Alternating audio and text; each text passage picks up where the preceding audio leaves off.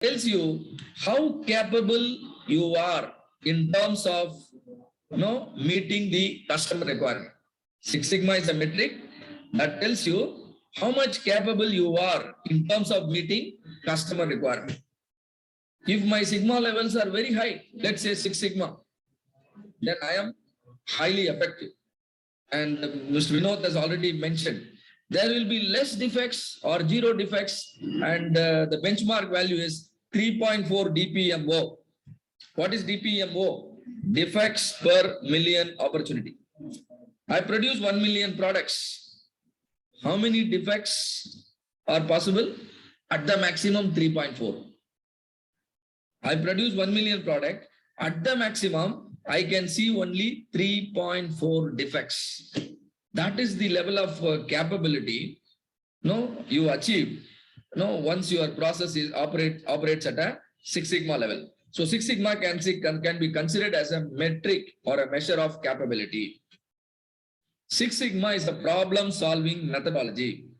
Any company solving the problem at the root level is very important. I'm sure none of you will deny this statement. Solving your quality problem at the root level is very important. So Six Sigma is also a problem-solving methodology. Problems are nothing but the quality issues, quality problem. Face the quality issues faced by your customer, quality issues faced by your business. These are nothing but quality problem. So Six Sigma is nothing but a problem-solving methodology. And Six Sigma is a way of managing people. I give people certain work only based on their capability. Am I correct? If you give a work to a person who is not capable of doing the work, what will happen to the result? He can't produce any result, isn't it? So Six Sigma helps you to differentiate your employees based on the belt level. Managers are green belts, team members are yellow belts, and leaders are black belts. And again, the top level executive committee. So everyone is given, they have certain role and responsibility. So you can differentiate people based on the belt level. Don't just differentiate people based on their age. Don't just differentiate people based on their experience and qualification. You can also use Six Sigma as a way of managing people. And so Six Sigma is also a philosophy. Whatever you learn under the Six Sigma kit, whether it is a tool or the methodology, all these things can be used in all organizations, in any situation. So Six Sigma is also a philosophy. What it says, do things right at the first time. Don't do mistake. What it says, always give priority to the most important one. Right? What it says, take decisions based on fact. These are all required in our day-to-day life also. We can use it in our personal life as well as professional life. So Six Sigma is a metric. At the process operating at the Six Sigma level, the defects are limited to the maximum of 3.4 DPMO. Six Sigma gives two methodology. Whether you are doing a Six Sigma project or you are doing a Lean Six Sigma project, you can use DMAT. But if you are using a DFSS project, you can use the methodology called DMADV, where D is define, M is measure, A is analyze, and D is design and validate. Whereas here it is define, measure, analyze, improve, and control. So you can use DMAT to improve the quality of your existing products. You can use DMAT-V to develop new products with Six Sigma quality. So Six Sigma is a way of managing people, and then it is applied across all industries. You can solve literally wherever there is a process. Yes, Six Sigma has a scope for improving it.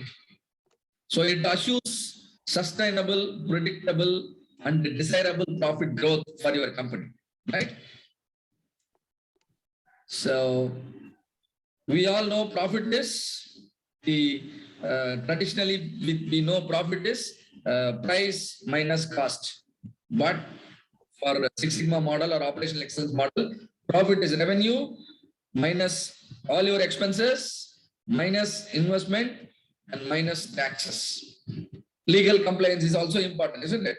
So, and what is this investment? Can somebody explain why the investment comes here while calculating the profit? I reinvest a portion of my earning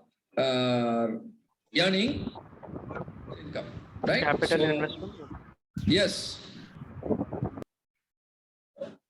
See, I need to keep on expanding, isn't it? And then only I can actually enhance my market share and many important metrics of the business growth, right? So Six Sigma methodology, there are 5 phases. What are you supposed to do in the first phase? Define. You should be able to find an answer for this question. Can I measure the problem? If you say yes, you have defined. If you are not able to measure, if you are not able to take action, then problem understanding is poor. You need to do a lot of activities to get your problem defined, right? So see here, always the problem is expressed as a y variable. In Six Sigma, the problem is expressed as a y variable. Y variable mathematically is called as dependent variable. Y variable is mathematically called as dependent variable. Why do I call my problem as a dependent variable? Because it depends on many other factors, which are nothing but the causes. The causes are X variable. The problem is Y variable. Causes are X variable. If I solve the problem, this will be the benefit. If I don't solve the problem, this will be the consequence. The benefit and consequences are the Z variable. So our discussion is all about the relationship between X, Y, and Z. Do you understand? Z is my profit, Z is my revenue, Z is my customer satisfaction. Y is the rejection percentage. Y is the number of customer complaints, right? Y is the delay in the delivery. These are all Y. But what are the X? The X may be sometimes, operator's ignorance. Sometimes the X may be, the machine setting. Sometimes the X may be the cutting tool angle. Sometimes, X may be the composition of the raw material. There are many things, right? So we are going to play between this X, Y, and Z. We'll control the X to control the Y. By controlling the Y, we are going to amplify our Z. What are your Z? The business result. If you clearly understand the relationship between X, Y, and Z, and then convince any person, you will be the winner in any discussion.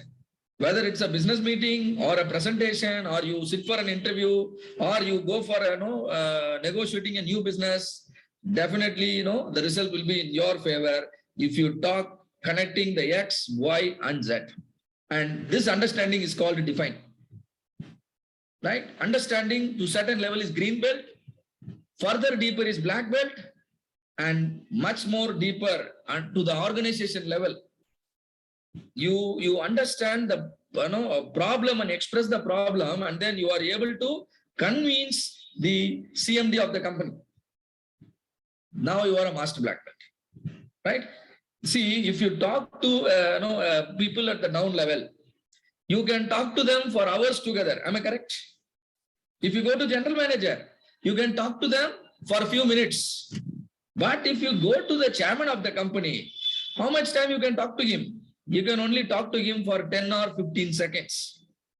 Within such a time, you should be able to convince them. Sir, this project is very important. We need to run this project, and then only we can survive in the market. He says yes. Such a level of understanding is called master black belt, right? So you will be learning tools and techniques, how to convince the listener in hours, how to convince the listener in 10 minutes, how to convince the listener within few seconds, right? There are certain tools and techniques are required, and that is why the belt level varies. And now we defined the problem. Now what are you supposed to do? You need to now measure the problem. Why should you measure?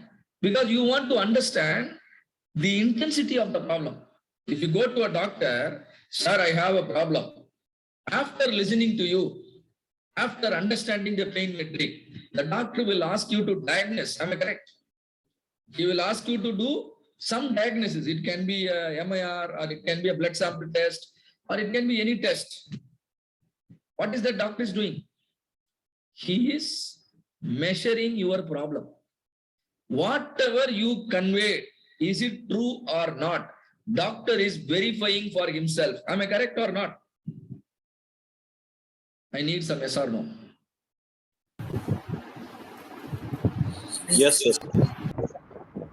Do you think it is important to get the problem verified? Or shall I straight away start the treatment? I come to you as a patient, or you come to me as a patient. I just listen to you, understand the problem very correctly, and then start the treatment from the next minute. Will you be happy with my approach? No, sir. Definitely no. Something goes wrong, you are going to blame me. So it's very important. Though the person under trouble is explaining and accepting the problem, then also I still have one more responsibility. I must validate the problem. Right? The patient can tell, but still as a doctor, I have the responsibility to validate. Because voice of the customer will be always vague. You must convert into technical terms. That is your responsibility. For that, you must measure and understand the real intensity of the problem. When you are measuring, you must measure correctly. If I measure wrongly, let's say I use a measurement system which is very poor, or I appoint a person who doesn't know about how to do the diagnosis. Some way people are measuring wrongly, and then I wrongly understand the problem. Am I a good doctor? Definitely a bad doctor, right? Instead of becoming a healer, I will now become a killer. So please don't measure wrongly. You have the responsibility of measuring correctly. Then only the correct intensity of the problem can be understood, and then you can understand the correct gap, and then you can proceed with the analysis.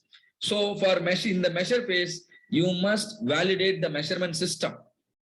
You must validate the measurement system. Who is going to collect the data? If I go for a sugar test, the properly designated person should do the sugar test for me, not X or Y.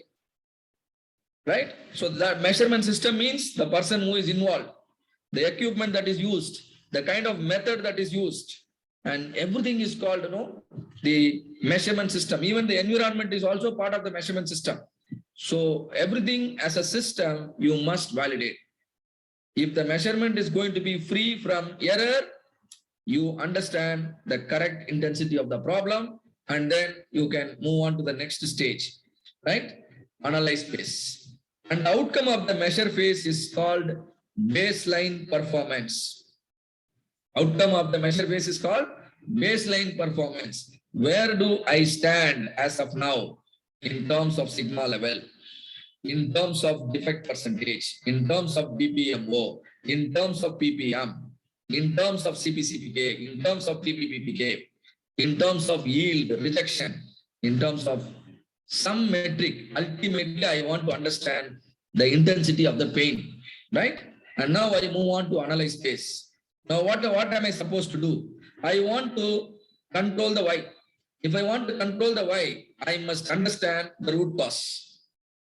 Before understanding the root cause, I should know all the causes, isn't it? I should know all the causes. So the causes are called as X1, X2, X3, and so on. Since there are so many causes, any one or few among the many may be the root cause. Am I correct? There is a list of X factor. Let us say a process depends on 20 X variable, X1, X2, X3, X4, and X20. Say, for example, I produce a concrete block. Now, concrete block, hardness of the concrete block is important to me, or compressive strength of the concrete block is important to me. Now, compressive strength of the concrete block is Y variable. Now, help me understand the X variables in this case. Come on, please. Compressive strength of the concrete block is Y variable. What are the X variable now? Come on. Load Load on the area. area, Load and area, yes, that is my requirement. The compressive strength. Quality of cement. Beautiful. Quality of cement coming. Now you are coming to the point. Yes, cement. Then Ratio of sand and cement. very good. The ratio is another X variable. Very good. Now X1, X2 is understood. The preparation method.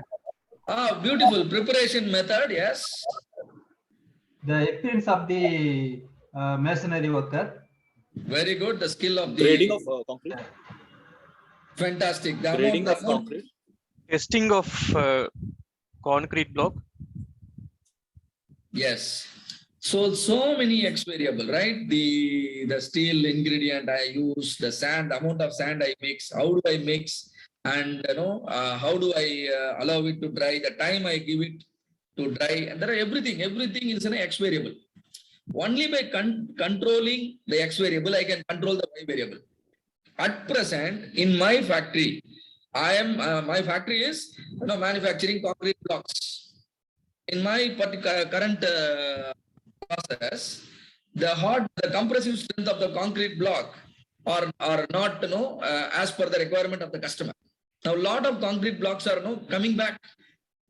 I am sending tons of concrete blocks to my customer, but there are it doesn't pass through their test. As a result, everything manufactured is coming back to my company. Now, what could be the problem? Definitely one out of the many X variable you have sent could have been wrong. It may be the composition of the material might have gone wrong. All right. Or the time you have given for the curing might have gone wrong. Right. Or the poor quality ingredients you could have used. So the particular factor which is responsible for the pain, current pain, is called the root cause. You must correctly identify the root cause. You must correctly identify the root cause. And one important thing is, this word is very important, validation. If you say this is the root cause, everyone around you will immediately trust you, will believe you. Because they are also experienced equally to you. So they are not going to accept whatever you say. So in order to convince them, you must validate the root cause. You must validate the root cause. There is a statistical procedure you are going to learn in the analyze phase, which is called hypothesis testing, using which you can validate the root cause. Let me make it very simple. Let us imagine a crime has happened. A crime has happened in a highway, and criminal is there on the spot. Now, police department comes to the spot, and the place where the crime has happened, there are 100 people standing, and you are one of the police officer. Now, you will start suspecting all the people in the spot. Am I right? You will start suspecting all the people on the spot. But can you arrest all the 100 people and then investigate further with all 100? You are not going to do it, isn't it? You will do some preliminary study based on the camera footage and based on the way they talk, based on their body language. Your suspect on certain factor will be more.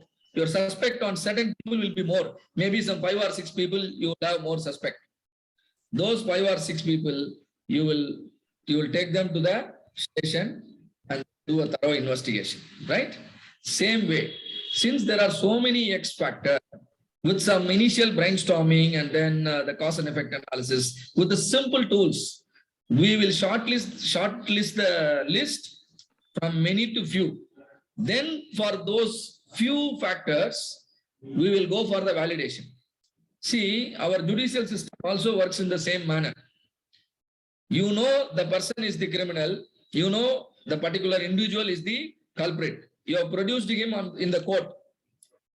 The judge will still ask for the evidence. Am I right? Even if the police department says he is the culprit, your high court judge is not going to trust him. Judge will anyway ask for the evidence. Same way, if you want to make changes in your business process, you must create evidence. That evidence is a statistical procedure, which is nothing but hypothesis testing. This is your objective of the analyze phase. Identify and validate root cause. And now you move on to improve. As a doctor, you understood the problem, you did some diagnosis, you measured the problem, And then you had a lot of consultation, used all the possible tools. You analyzed and figured out the root cause. Now you are really in a commanding position to talk about the solution. What is the solution? Solution is now I will correct the root cause. Let us say root cause is the amount of cement added was less. So finally I understood the amount of cement added while preparing the concrete block was less because there were some leakages maybe in the pouring machine or something. And as a result, I adjust the particular X. The root cause is now adjusted. And what happened? Again, I will regain the required compressive strength. Same way, solution is nothing but setting your root cause. Setting your root cause. Assigning the correct value for the critical factor is the solution. So that is called solution optimization. That is called solution optimization. Now my compressive strength is at the desired level. Now I don't want the same problem to come again. I don't want the same problem to come again because I keep on doing the business. I need to produce more concrete blocks and sell it to more customers, more clients everywhere. So I don't want to see the same problem. So I will take certain measures by which I will keep an additional eye on the composition of the material. Even something goes wrong, the composition should not change because composition is more critical for me. That is called control phase. Even if the patient got cured, he is now discharged from the hospital. Now the doctor again will give another round of consultation. You have to have your lifestyle in this manner hereafter. No, you should not consume junk food or you should not eat from outside. Don't consume the spicy food. Take enough water. Have a healthy walk. What is this thing? Doctor is telling all these tips. Nothing but a control plan. The gained health should not go away again go back to the old position, old condition. So the doctor is giving you a plan which is nothing but a control plan. If you create a beautiful control plan so that the Y cannot get into problem again, right? And that is the control phase. See here, we started with Y variable and then we started working with the X variable and finally we ended up controlling the X variable. Because I know when I control the X variable, my Y can no more be a problem metric, isn't it?